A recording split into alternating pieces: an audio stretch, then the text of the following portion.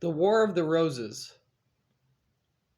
We're not talking about the historical war between the English countryside and rulers of that time. We're talking about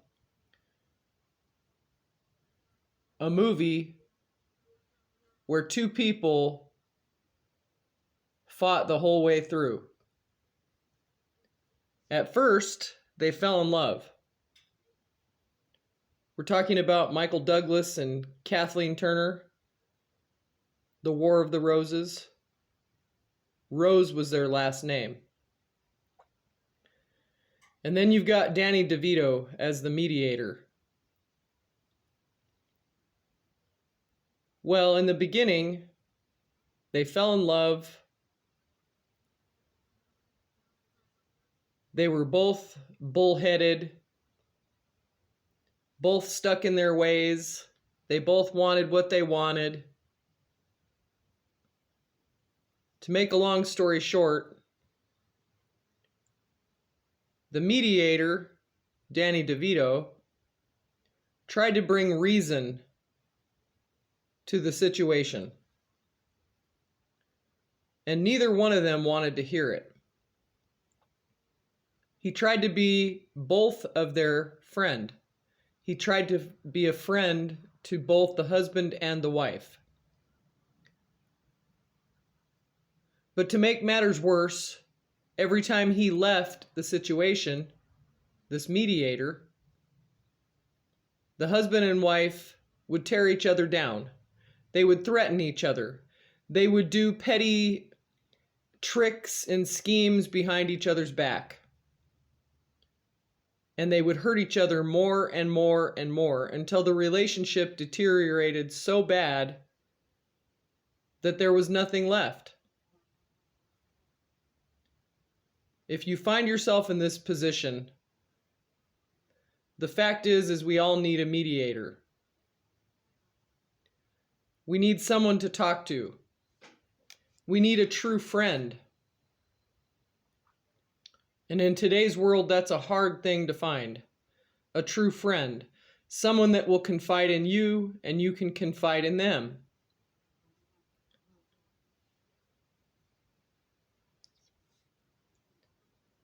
The War of the Roses reminds us that love is not always clear-cut.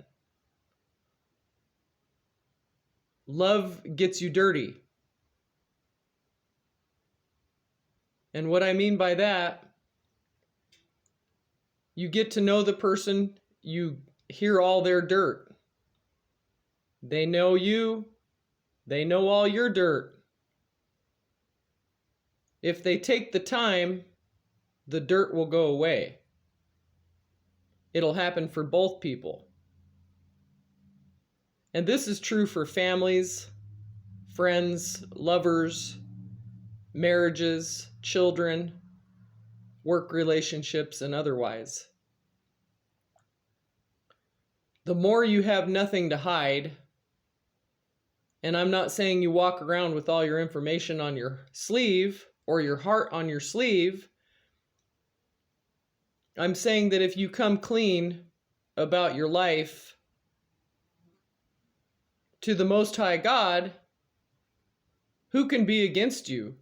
Who can say any different if you're clear with Him? If you're clear with the Creator of the universe and all of the powers that be. So if God gave charge of His angels to watch over us, is He just going to stop doing it because we're angry at Him? We're angry at our spouse. We're angry at our children. We're angry at our parents. Or we're bitter and upset about things that have happened? Is He going to say, okay, angels, stop guarding my chosen family? Heck no, He's not going to do that. He's not just going to run away from us because He's actually put us in charge of a bigger plan. We're supposed to be in charge of the earth. We're supposed to be in charge of what He's given us, whether you believe it or not. If he gave you children, protect them, and he will protect you. If you've lost a child, that's really unfortunate, and I'm so sorry for that. If you've lost a family member like I have to suicide or murder or natural death like I have, I am so sorry. You can never completely heal from that pain unless if you know that that person is with the Most High God. If there's a question of that, it's always going to be in the back of your mind. But that's only for God to know. We shouldn't dwell on those things. And that brings me back to the War of the Roses.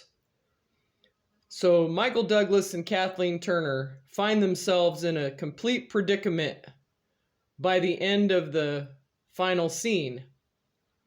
They've torn their house apart. They've wrecked their cars. They've ruined their lives. The mediator that they had couldn't do any more. He had come to their beck and call. He had come to their door to check on them because all they were doing was isolating and hurting each other, throwing words, throwing shade, being horrible to each other. But by the end of the movie, they both end up dying. And their final words were, "I love you." And that's all they had to do, was say, "I love you and I'm sorry." And sometimes that's all it takes.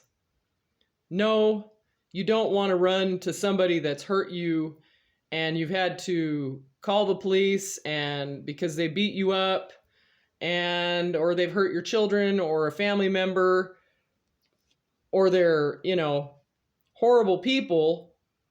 You don't want to run to them and apologize to them. You might find yourself in a position later to offer them your story. I've heard of that before. I mean, you don't want to seek out people that you know can cause your life damage. I'm not saying be afraid.